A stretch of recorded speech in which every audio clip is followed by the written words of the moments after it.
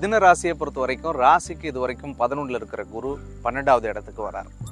12வது இடம் அப்படின்றது விரயஸ்தானம் அப்படின்னு நம்ம எல்லாருமே கேள்விப்பட்டிருக்கோம். மிதுன ராசிக்காரர்கள் கொஞ்சம் செலவு பண்றதுல கவனமா இருக்கணும். இந்த குரு பயிற்சியில எது தேவை எது தேவையில்லை அப்படின்றத முடிவு பண்ணணும்.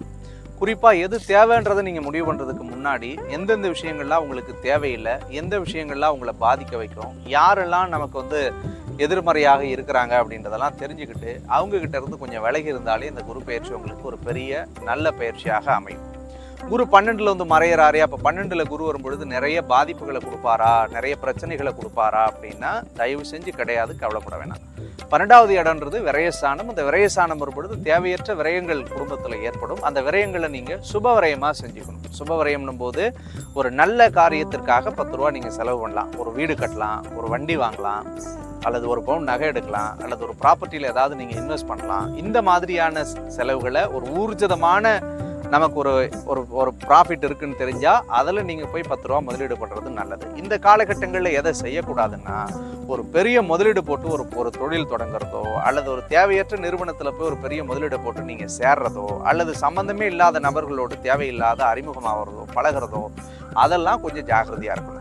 குறிப்பாக இந்த 12ல் குரு வரும்பொழுது 3வது நபர்களை நம்பி எந்த முக்கிய முடிவையும் பொறுப்பையும் தயவு செஞ்சு ஒப்படைக்காதீங்க. அப்படி ஒப்படைச்சா ஒரு பெரிய பேக் ஃபயராக உங்களுக்கு நிற்கும். ஏன்னா இந்த 12ல் குரு வரும்பொழுது தான் எதிரிகள் தாக்குதல் நடத்துவதற்கு ஏதுவான காலகட்டம்னு சொல்லுவேன். எப்போ நீங்கள் மாட்டுவீங்க, எப்போ உங்கள் மேலே ஒரு பிரச்சனையை சொல்லலாம், எப்போ உங்களை குற்றவாளியாக மாற்றலாம் அப்படின்றதுக்கே ஒரு கூட்டமே சுத்தும் மிதுன ராசியை பொறுத்த வரைக்கும். ஆனால் அவங்களுக்கெல்லாம் நீங்கள் இடம் கொடுக்குற அளவுக்கு இந்த காலகட்டங்களில் தயவு கூர்ந்து நடந்துக்க வேணாம். ஏன்னா இந்த காலத்தில் தான் தேவையில்லாத உறவு தேடி வரும், தேவையில்லாத பழக்க வழக்கம் வரும், தேவையில்லாத சம்மந்தமே இல்லாத ஃப்ரெண்ட்ஸாக அறிமுகமாவாங்க, நல்லா பேசுவாங்க பழகுவாங்க, பின்னாடி பார்த்தா ஒரு பெரிய வழியை உங்களுக்கு கொடுத்துட்டு விலகி போயிடுவாங்க. அந்த வழியோட போனால் பரவாயில்லை, உங்கள் மீது தேவையில்லாத குற்றமும் பழியும் சுமையும் கடன் நெருக்கடி இந்த மாதிரி ஏதாவது மாட்டி விட்டுட்டு போயிட்டா உங்களால் தாங்கிக்க முடியாது. அதனால் கொஞ்சம் தயவு செஞ்சு ஜாகிரதையாக இருக்கிறது நல்லதுன்னே நான் சொல்லுவேன். குறிப்பாக உங்களுக்கு குரு 12ல் மறைஞ்சாலும் குரு பார்க்கக்கூடிய இடங்கள் மிதுன ராசிக்கு ஒரு பெரிய பலம் தரக்கூடிய இடமா இருக்குது. அதில் முதல் இடத்தை குரு எங்கே பார்க்குறாருன்னா ராசிக்கு 4வது இடத்தை பார்க்குறாரு. மிதுன ராசியை பொறுத்த வரைக்கும் 4வது இடத்துல இப்போ இருக்கக்கூடிய கேது பெருசாக நல்லது பண்ணியிருக்குமான்னா கண்டிப்பாக இல்லை. ஏன்னா 4வது வீட்டில் கேது இருந்துச்சுன்னா ஒரு சர்வமனைன்னு நான் சொல்லுவேன். பொதுவாகவே வீடே ஒரு சூனியம் வச்ச மாதிரி இருக்குங்க, வீட்டுக்குள்ள போனால் நிம்மதி இல்லை, வேலையில் போனாலும் நிம்மதி இல்லை, வண்டி ஏதாவது வச்சுருந்தா கூட அந்த வண்டிக்கு செலவு பண்ண முடியல, நம்மளே ஒதுங்கி போனாலும் வண்டியில் வேற ஒருத்தர் இடிக்கிறான், அல்லது பக்கத்து வீட்டுக்காரன் கூட போகும்போது தேவையில்லாத கிரிக்கிட்டு போயிட்டான் அப்படின்னு கூட தேவையில்லாத மன உளைச்சல்களை ஏற்படுத்தக்கூடியதாக இந்த காலகட்டங்களில் மிதுன ராசிக்கு இருந்தது. அப்போ இந்த மிதுன ராசிக்கு இந்த அளவுக்கு கேதுவால் ஏற்பட்ட அழுத்தங்களை அத்தனையுமே இந்த குரு பெயர்ச்சி கண்டிப்பாக சரி பண்ணும்.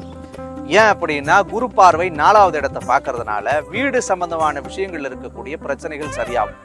ஒரு வீடு வாங்கணும்னு பணம் கட்டிட்டேங்க, அந்த டாக்குமெண்ட் இன்னும் கையெழுத்து ஆகாமல் இருக்குது, அல்லது ஒரு இடம் வாங்குறதுக்காக பணம் கட்டிட்டேன், அந்த பணம் ஒன்றும் எனக்கு ரிஜிஸ்டர் ஆகாமல் இருக்குது, அல்லது ஒரு இடம் வாங்குறதுக்கு 10 ரூபா பணம் ரெடி பண்ணி வச்சுருக்கேன், அந்த பணம் எனக்கு மீதி கொஞ்சம் குறையுது, அந்த குறையால் எனக்கு எல்லா வேலையும் தடைப்படுது அப்படின்னு நினைக்கக்கூடியவர்களுக்கெல்லாம் தானாக அந்த விஷயங்கள் அரங்கேறக்கூடியதாக இருக்கும். அதே மாதிரி வேலையில் பெரிய அலைச்சலாக இருக்குங்க சாமி, நாங்கள் வெளியில் போகணும்னு நினைக்கிறேன், அல்லது வேலையில் டிரான்ஸ்ஃபர் வேணும், அல்லது இந்த இடத்துல என்னை கார்னர் பண்ணுறாங்க, நான் உண்மையாக வேலை செஞ்சால் கூட நம்மளை எப்படியாவது காலி பண்ணி வெளியே அனுப்பலாமா அப்படின்னு பார்க்குறதுக்கே ஒரு கூட்டம் இருக்குது அப்படின்னு நினச்சிட்டு இருந்த புலம்புகளுக்கெல்லாம் கண்டிப்பாக அந்த வேலையில் ஒரு நிம்மதியும் சந்தோஷமும் கிடைக்கும். யாரெல்லாம் உங்களுக்கு அழுத்தம் கொடுத்தாங்களோ அவங்க தானாக உங்களை விட்டு வேலைக்கு போயிடுவாங்க, அல்லது அந்த இடத்த விட்டு நீங்கள் வேறு இடத்துக்கு போயிடுவீங்க. அதாவது ஒரு இடமாற்றம் ஏற்படலாம், ஒரு ஊர் மாற்றம் ஏற்படலாம், அந்த உத்தியோகத்திலே ஒரு சேஞ்ச் வரலாம், அல்லது அந்த வேலையிலிருந்து நீங்கள் வேற செக்ஷனுக்கோ வேற செக்டாருக்கோ மாறுறதுக்குரிய வாய்ப்புகள் உங்களுடைய ஜாதகப்படி இருக்கு. அது மட்டும் இல்லாமல் உங்களுடைய ஜாதகத்தில் நீண்ட நாளாக வண்டி மாற்றணும்னு நினைக்கிறவங்களுக்கெல்லாம் கண்டிப்பாக வண்டி மாற்றக்கூடிய வாய்ப்பு இருக்குது. குறிப்பாக பழைய வாகனங்கள் வாங்கணும் அப்படின்னு நினச்சிட்டு இருந்தவங்களுக்கெல்லாம் இந்த காரினுடைய கனவோ பைக்கோட கனவோ நினைவாகக்கூடிய ஒரு அற்புதமான காலமாக இருக்கும். அம்மாவோட கருத்து வேறுபாடு இருக்குங்க, அம்மாவனுடைய உடல் நலத்தில் பிரச்சனை இருந்துகிட்டே இருந்தது அப்படின்னு நினைச்சிட்டு இருந்த மிதுன ராசிக்காரர்களுக்கு கண்டிப்பாக அம்மாவோடு ஒரு அன்பும் பாசமும் காதலும் ஏற்படுவதற்குரிய வாய்ப்புகள் இருக்கு. அவங்களுடைய உடல் நலத்தில் இருந்து வந்த சிக்கல்கள் எல்லாமே மாறும், அவங்களுக்கு இருந்து வந்த மருத்துவ செலவுகளும் குறையும். தாய் தகப்பனை விட்டு நான் பிரிஞ்சு வாழ்ந்துட்டு இருக்கிறேன், அவங்களுடைய அன்பே பார்க்க முடியலையே அப்படின்னு நினைச்சு வருத்தப்பட்டவர்கள் எல்லாம் குடும்பத்தோடு சேருவதற்குரிய ஒரு காலமாக இருக்கும். அப்படி இல்லைங்க, நான் பொண்டாட்டியை பிரிஞ்சிருக்கேன், பிள்ளைகளை பிரிஞ்சிருக்கேன், அல்லது என் குடும்பத்தில் ஒரு நிம்மதியே இல்லாத வாழ்ந்துட்டு இருக்கிறேன், அந்த கேது வந்ததுலேருந்து ஒரு வனவாசம் போயிடலான்னு தோணுது, எங்கேயாவது வெளியில் கூட போயிடலாமா அப்படின்னு நினைக்கிற நாட்களோடு இருக்கு அப்படின்னு நினைக்கக்கூடிய மிதுன ராசிக்காரர்களுக்கெல்லாம் ஆண்டவ புண்ணியத்தில் குடும்பத்தில் அமைதியும் சந்தோஷமும் நிம்மதியையும் இந்த குரு பார்வை தரும். அதே மாதிரி 6ல குரு பார்க்கும் பொழுது எதிரி, சத்துரு, ரண, ரோகஸ்தானத்தை பார்க்கும் பட்சத்துல எதிரியால வந்த பிரச்சனைகள் விலகும், சத்துருவால் ஏற்பட்ட பிரச்சனைகள் விலகும். ரண, ருண, ரோகஸ்தானம் அப்படின்னு சொல்லும் பொழுது உடல்நலத்திலே ஏதாவது ஒரு தீராத வியாதி இருந்தா கூட அதுவுமே தீரக்கூடிய ஒரு அற்புதத்தை ஏற்படுத்தும். 2வது 8வது இடத்தை குரு பார்க்கும் பொழுது அஷ்டம சனியால ஏற்பட்ட பாதிப்புகள் எல்லாமுமே விலகும். குறிப்பா அந்த மிதுன ராசிக்கு அஷ்டம சனி காலகட்டமே ஒரு 3 வருட காலம் என்பது ஒரு மறக்க முடியாத வழி தந்திருக்கக்கூடிய வாழ்க்கை தான். இழக்கிறதுக்கு ஒண்ணுமே இல்லைங்க, எல்லாத்தையுமே இழந்து நின்றுட்டேன், பொண்ணையும் இழந்தாச்சு, பொருளையும் இழந்தாச்சு, உயிர் மட்டும்தானே எனக்கு மிச்சம் இருக்கு அப்படின்னு புலம்பிட்டு இருந்த உங்களுக்கு இந்த குரு அந்த இடத்தை பார்க்கும் பட்சத்துல சனியால ஏற்பட்ட எல்லா வழிகளும் கடவுள் புண்ணியத்துல உங்களை விட்டு போகக்கூடிய ஒரு அற்புதமான வாய்ப்பை இந்த கிரகம் ஏற்படுத்தி தரும்.